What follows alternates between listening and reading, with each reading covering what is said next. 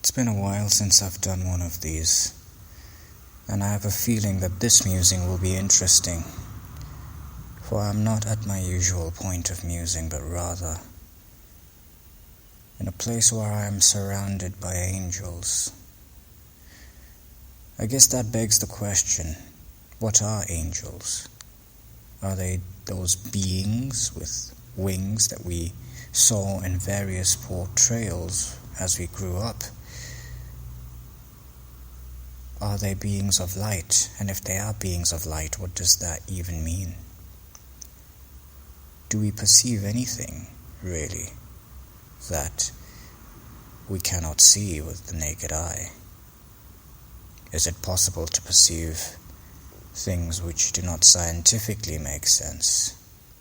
For even science acknowledges its limitations, and of recent, if you go into quantum physics and concepts such as superpositions, where a particle can be at two different places at once, and on trying to observe said particle, I believe, I'm not a scientist, I could be misquoting this, the whole phenomenon collapses.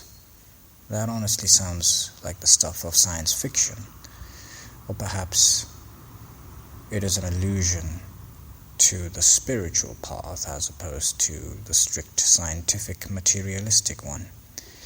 Not to say that science and a material analysis of the state of affairs, for example, is not welcome. They definitely are, and in many cases necessary. For if we live in a system which is not conducive to true productivity and freedom for one and all, then we must analyze where we are going wrong, get ourselves acquainted with the material conditions of why we are going wrong in those areas, and then organize to amend ourselves, or to basically amend the remedy, or the malady in this case. It's interesting how the thought process for this musing should truly be the essence of all the musings on this podcast. I start with a single thought, and then I let my mind wander and see what else I can come up with. In an ideal world, I would have finished my 30-day streak a full 3 months ago. But we don't live in an ideal world, and that's fine.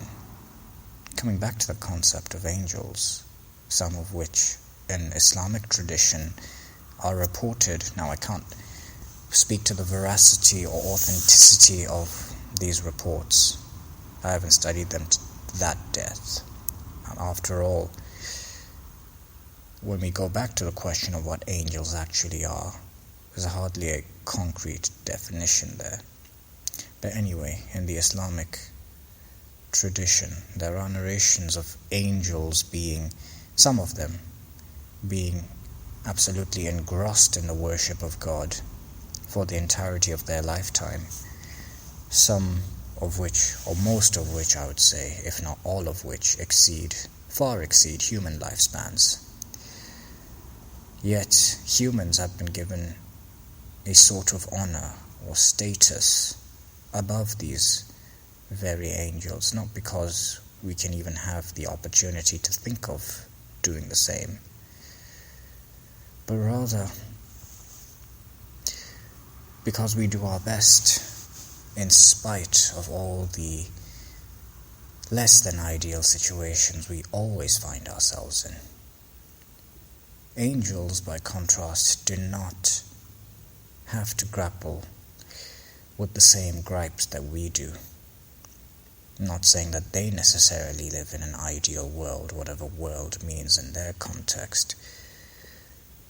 What I'm saying is that perhaps it is this embracing of what is less than ideal that a human being needs to do in order to know themselves, and more importantly, to first find and know God. It is in these still moments in which you hear the birds singing praises of their Lord,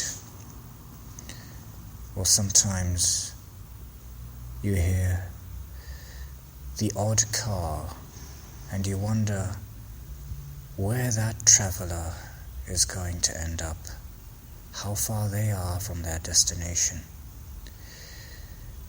Even for those of us who sit still in these spaces, we too are traveling to an inevitable destination. We too are journeying, seeking, now and forevermore. And the interesting part of our journey is that there is no conclusion to it, to be frank. For even when we reach the station, we simply transfer and get on to the next train home, to a home which should know no bounds. But what does that mean? Is it possible to conceive such a thing? Perhaps we can start entertaining these questions once we have crossed over. But until then, even in moments of stillness, we keep moving. Peace and blessings.